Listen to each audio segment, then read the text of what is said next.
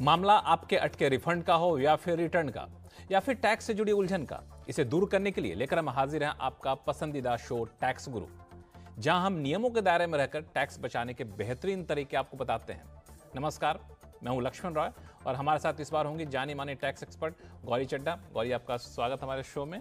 और गौरी और हम दोनों मिलकर आपको कई सारे ऐसे टिप्स बताने वाले हैं जो कई बार आप नज़रअंदाज कर देते हैं और जो आगे चल के आपको परेशानी होती है या फिर आप कुछ पैसा बचा नहीं पाते हैं टैक्स के तौर पर। इसलिए कहीं जाइएगा नहीं, क्योंकि इस शो में कई सारी खास बातें आपके सामने लेकर आएंगे।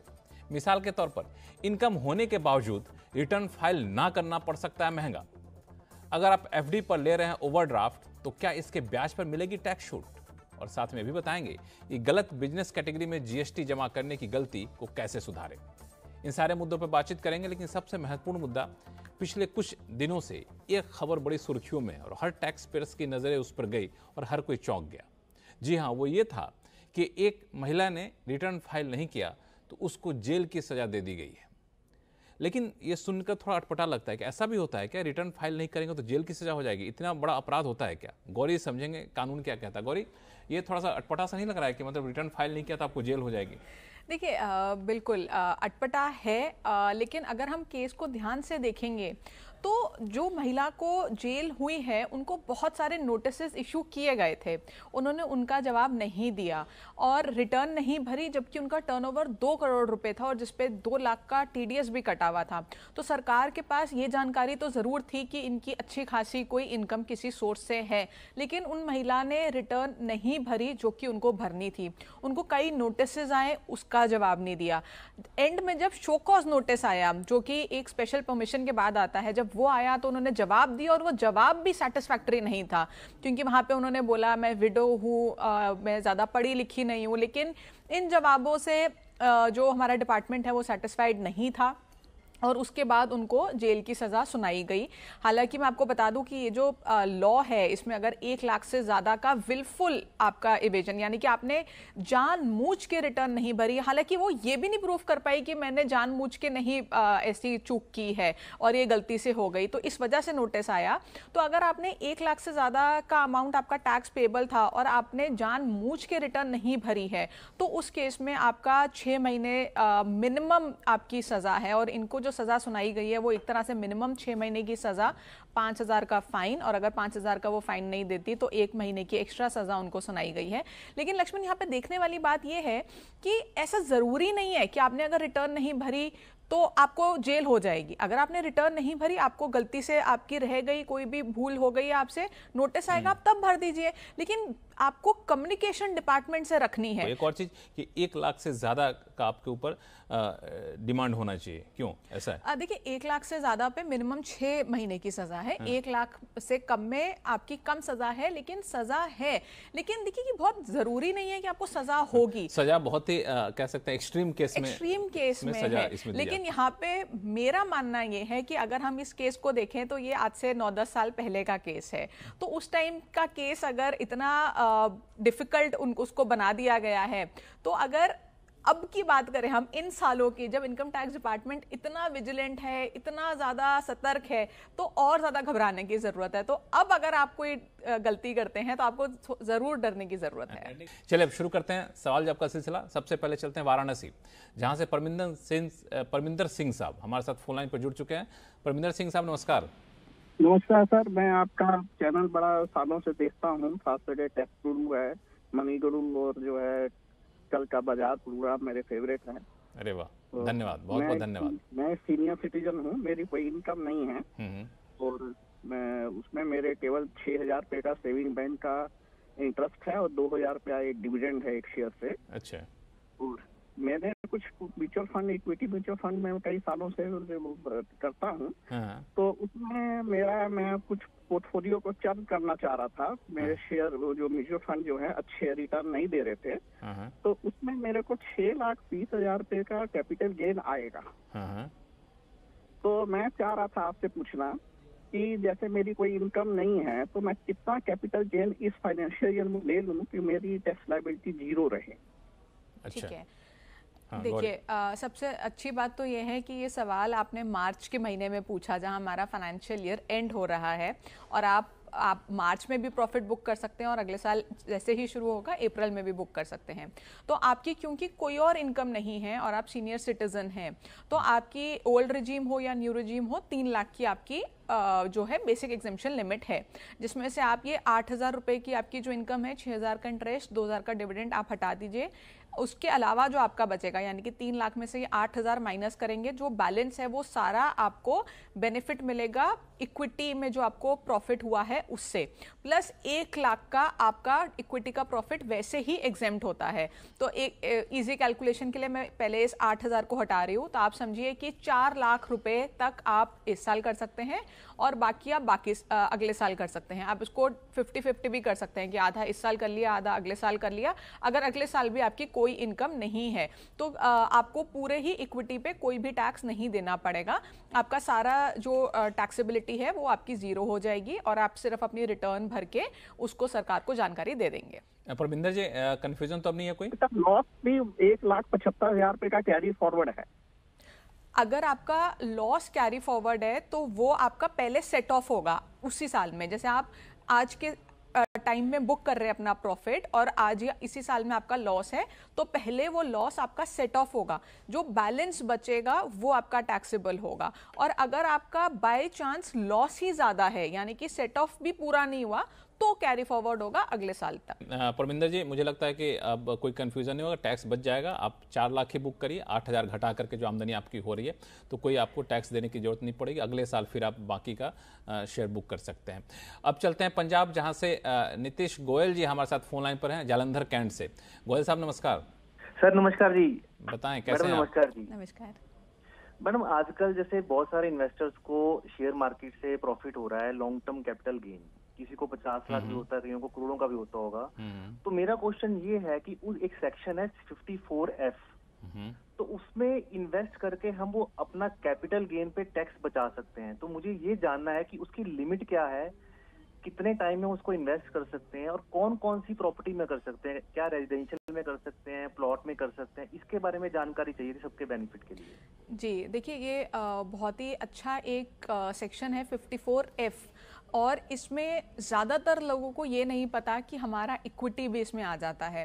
तो ये सेक्शन कहता है कि अगर आपने कोई भी अपना long term asset residential property को छोड़ के, क्योंकि उसके लिए एक अलग सेक्शन बनाया गया है इनकम टैक्स एक्ट में, तो आपने कोई भी लॉन्ग टर्म एसेट अगर बेचा है तो उससे आपको जितनी नेट प्रोसीड्स हैं, यानी कि आपने जितना भी अमाउंट बेचा है, प्रॉफिट, कैपिटल सब मिला के अगर आप किसी रेजिडेंशियल प्रॉपर्टी में इन्वेस्ट कर देते हैं तो आपका जो कैपिटल गेन है वो पूरा का पूरा माफ हो जाएगा।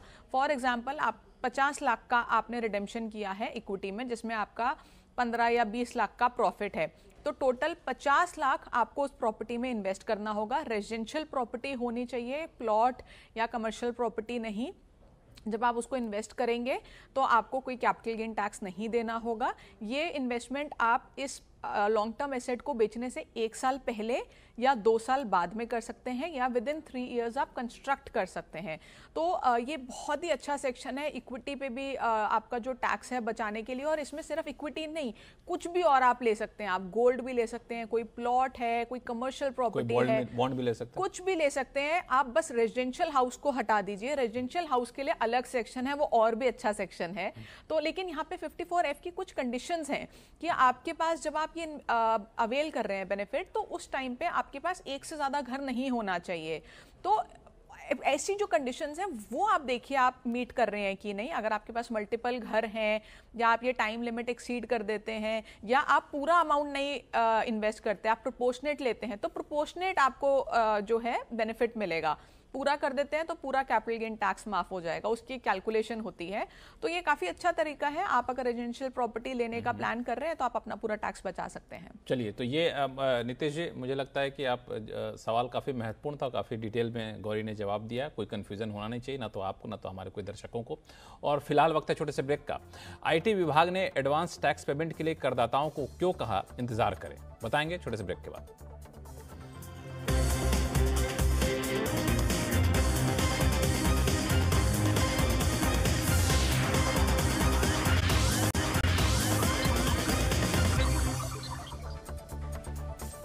ब्रेक के बाद एक बार फिर से आपका स्वागत है। आप देख रहे हैं टैक्स ग्रुप। लोगों के सवाल ने इससे पहले एक महत्वपूर्ण मुद्दा जो इनकम टैक्स डिपार्टमेंट की तरफ से आया और कई सारे टैक्स पेयर्स के लिए जानना ज़रूरी है कि जो लोग एडवांस टैक्स जमा कर रहे थे उनके लिए विभाग ने कहा कि थोड़ा सा रुक जाइए, कुछ इसमें तकनीकी खामियां आ रही हैं। वो क्या है तकनीकी खामियां और रुक के क्या करें करदाता? गौरी समझें। गौरी, क्या है मामला पूरा? देखिए, सारे tax payers, mostly tax payers को एक इनकम टैक्स के द्वारा एक मैसेज आया, एसएमएस आया, और जैसे ही वो मैसेज आया, क्योंकि वो इनकम टैक्स डिपार्टमेंट से आता है तो लोग डर जाते हैं। सारे लोग डर गए कि ये क्या है और उसकी लैंग्वेज समझ नहीं आ रही है, क्योंकि हर एक को नहीं समझ आता कि उसमें क्या लिखा है। उसमें बस ये लिखा था कि आपका स्पेसिफाइड हाई वैल्यू ट्रांजैक्शन या स्पेसिफाइड ट्रांजैक्शन आपकी रिपोर्टिंग हुई है इनकम टैक्स डिपार्टमेंट को, इसके अकॉर्डिंगली आप अपना एडवांस टैक्स जमा कर दीजिए 15 तारीख तक, जो कि 15 मार्च की लास्ट इंस्टॉलमेंट आपकी जानी होती है। हालांकि आपकी अगर ये 15 मार्च की जो इंस्टॉलमेंट है वो आपकी नहीं गई है तो आप 31 मार्च से पहले इसको करा दीजिएगा। तो जब लोगों ने अपना income tax portal log in किया और वो ट्रांजैक्शंस को देखा तो कुछ लोगों को दिखा कि उसमें कुछ गलत रिपोर्टिंग हुई है, यानी कि जो अमाउंट की ट्रांजैक्शन उन्होंने की ही नहीं है वो अमाउंट उसमें दिखा रहा है, यूजुअल केसेस में ज्यादा अमाउंट दिखा रहा है। तो डेफिनेटली वो डर गए। तो इसमें डरने की बात नहीं है, इसकी जानकारी इनकम टैक्स डिपार्टमेंट को मिल चुकी है। इनकम टैक्स डिपार्टमेंट इसको रेक्टिफाई करा रहा है। और अगर आपका एडवांस टैक्स जो आप कैलकुलेट कर रहे हैं वो आपने जो है अपने एक्चुअल बेसिस पे करना है। आप भूल जाइए इनकम टैक्स डिपार्टमेंट के पास क्या रिपोर्टिंग हुई है। जो एक्चुअल आपकी इनकम है, एक्चुअल ट्रांजैक्शन है, उसी पे आपको कराना है। आपको डरने की जरूरत नहीं है कि इनकम टैक्स डिपार्टमेंट के पास क्या इंफॉर्मेशन आपकी गई है, वो रेक्टिफाई हो जाएगी। अगर नहीं हो रही है तो आप फीडबैक डालिए, उसको रेक्टिफाई करा लीजिए। वैसे तो 99% I think with in few days ये रेक्टिफिकेशन हो जानी चाहिए, बट आपको किसी भी केस में एक्स्ट्रा एडवांस टैक्स नहीं देना क्योंकि रिपोर्टिंग गलत हुई है। अब चलते हैं सीधे दिल्ली, जहां से अमरनाथ जी हमारे साथ फोन लाइन पर जुड़ चुके हैं। अमरनाथ जी नमस्कार, क्या सवाल आपके पास? नमस्कार लक्ष्मण जी। सर कैसे हैं सर? मैं बहुत बढ़िया, आप कैसे हैं? सर ठीक है सर। बताएं क्या मदद करें हम? आपका प्रोग्राम भी बहुत अच्छा लगता है सर, और लगभग डेली देखता हूँ मैं जब भी आता है। धन्यवाद।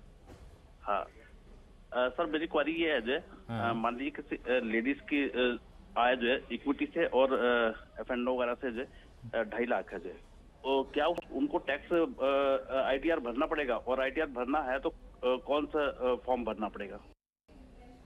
गौरी ठीक है, तो देखिए, अगर किसी की जो लॉ कहता है अगर किसी की इनकम बेसिक एग्जेम्पशन लिमिट से नीचे है तो उनको रिटर्न भरने की ज़रूरत नहीं है।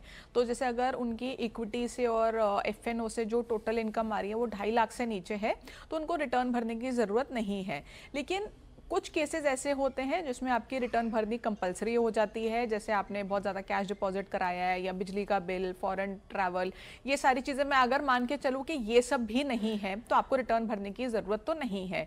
लेकिन क्योंकि आप स्टॉक्स बेच रहे हैं, आप F&O में ट्रांजैक्शन कर रहे हैं और F&O की ट्रांजैक्शन कई बार हमें पता भी नहीं लगता कि कितनी हो जाती है और इसका टर्नओवर और प्रॉफिट की कैलकुलेशन थोड़ी सी टफ होती है। पहले तो आप उसको बहुत ध्यान से देखिएगा और बहुत ध्यान से रिटर्न भरिएगा।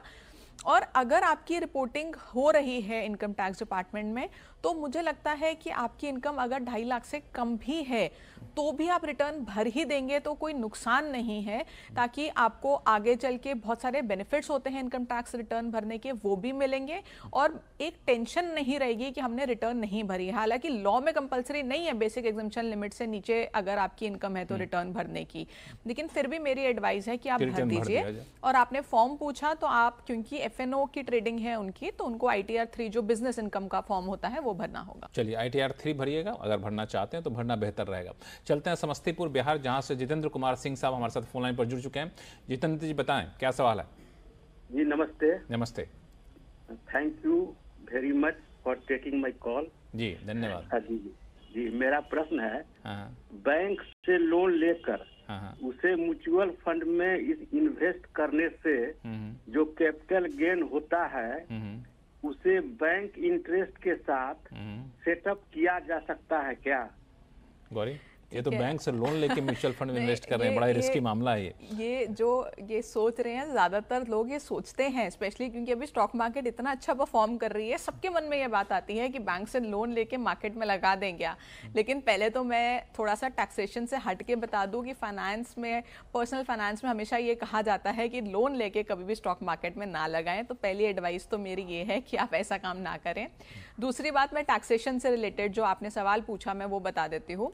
तो आपने अगर कोई लोन लिया है और उसको स्टॉक मार्केट में लगाया है तो दोनों अलग ट्रांजैक्शंस हैं। जो आपने पैसा म्यूचुअल फंड्स में लगाया है उससे जो आपको बेनिफिट होगा वो कैपिटल गेन के तौर पे ट्रीट होगा। अब ये जो कैपिटल गेन है इसमें से आप ये इंटरेस्ट का अमाउंट माइनस नहीं कर सकते। अगर आपने यही पैसा किसी बिजनेस इनकम के लिए लिया होता, या आपने बिजनेस इनकम जैसे एफएनओ या कुछ आप ट्रेडिंग कर रहे हैं जिसको बिजनेस इनकम माना जाता है उसके लिए भी लिया होगा, तो आप इसको क्लेम कर सकते हैं। लेकिन अगर आप कैपिटल गेन अर्न कर रहे हैं म्यूचुअल फंड से तो आप इसको एडजस्ट नहीं कर पाएंगे, क्योंकि कैपिटल गेन का सेक्शन बिल्कुल अलग है, वो फ्लैट रेट पे है, उसमें ऐसी कोई डिडक्शन अलाउड नहीं है। चलिए, कोई डिडक्शन इस पर नहीं मिलेगा। और जैसा कि गौरी ने कहा कि कोशिश करिए कि लोन लेकर के शेयर मार्केट और म्यूचुअल फंड जैसे चीज़ों में ना निवेश किया जाए। चलते हैं सीधे उडुपी कर्नाटक, जहां से स्टेनी हमारे साथ फोन लाइन पर जुड़ चुके हैं। स्टेनी, बताएं क्या सवाल आपके पास? एक्चुअली मेरे पास फिक्स डिपॉजिट है बैंक में, और उसका अगेंस्ट मैं ओवरड्राफ्ट ले लूं, और उसमें इंटरेस्ट चार्ज होएगा, वो मैं डिडक्शन ले सकता हूँ क्या? गौरी?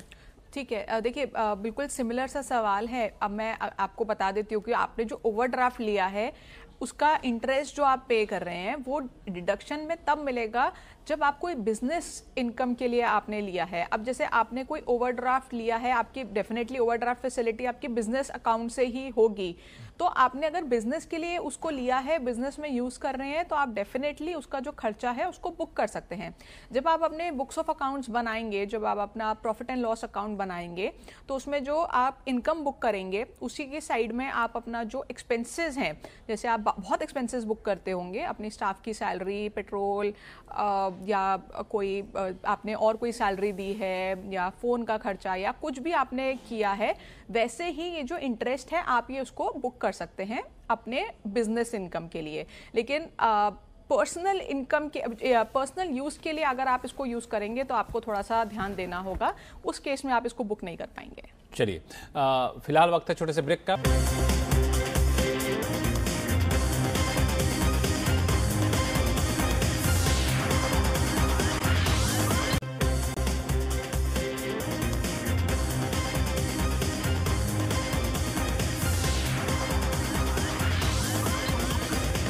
चलते हैं सीधा बड़ौदा गुजरात, जहां से शत्रुघ्न विश्वकर्मा जी हमारे साथ फोन लाइन पर जुड़ चुके हैं। शत्रुघ्न विश्वकर्मा जी नमस्कार, क्या सवाल है आपके पास? नमस्ते सर। नमस्ते सर, ये मेरा जो है एक्चुअली 17-18 में जीएसटी में हमारा अकाउंटेंट द्वारा जो है वो B2B में पैसा जमा हो गया था, B2C की जगह B2B में जमा हो गया था, जिसकी वजह से जो है सॉरी B2C में जमा हो गया था। अच्छा, B2B की बजाय B2C में जमा हो गया था, ठीक है। हाँ जी जी। तो उसमें क्या हुआ, मेरे क्लाइंट को जो है, कस्टमर को वो इनपुट क्रेडिट नहीं मिल रहा है, तो हाँ, तो वो उसकी वो गलती हो गया है 17-18 में। तो इसको क्या मतलब इसका कैसे वो, इसकी वजह से वो मेरा पैसे भी रोक के बैठा हुआ। तो कैसे इसे सुधारे आप जानना चाहते हैं? दो चीजें हैं, इनको B2B के बजाय B2C में जमा हो गया, 2017-18 का मामला है। नहीं, देखिए अगर ये रिसेंट मामला होता तो आप इसको अमेंडमेंट में फाइल कर सकते थे, जो अगले महीने की रिटर्न भरते या उसके अगले महीने की रिटर्न भरते, आप उसमें फाइल करके अमेंडमेंट इसको चेंज कर सकते थे। लेकिन 17-18 की अगर बात है तो उसका टाइम अब निकल चुका है। दूसरी बात ये कि जो आपकी GST रिटर्न होती हैं उनको रिवाइज नहीं किया जा सकता, अनलाइक आपकी TDS रिटर्न या कुछ टाइम के लिए तो इनकम टैक्स रिटर्न भी रिवाइज की जा सकती है, GST रिटर्न्स अभी तक नहीं की जा सकती। 17-18 की रिटर्न तो आप अमेंडमेंट भी फाइल नहीं कर सकते। तो अब आपको ये अपने जो आपका जो पार्टी है उनके साथ आपको खुद से एक एडजस्टमेंट करनी होगी कि आप उनको कितना पैसा वापस देंगे, अमाउंट जो उनको नुकसान हुआ है, ये आपकी अंडरस्टैंडिंग है, बट आप GST डिपार्टमेंट से इसको क्लेम नहीं दे पाएंगे। चलिए, बहुत दुखद है, लेकिन अब गलती हो गई तो कुछ नहीं कर सकते। तुरंत पता चलता तो आप कुछ कर सकते थे, लेकिन ये मामला काफ़ी पुराना है। शत्रुघ्न जी, आगे इसका ख्याल रखिएगा। और गौरी, आपको बहुत बहुत धन्यवाद सभी सवालों का जवाब देने के लिए। टैक्स गुरु में फिलहाल इतना ही। आप देखते रहिए CNBC आवाज़। नमस्कार।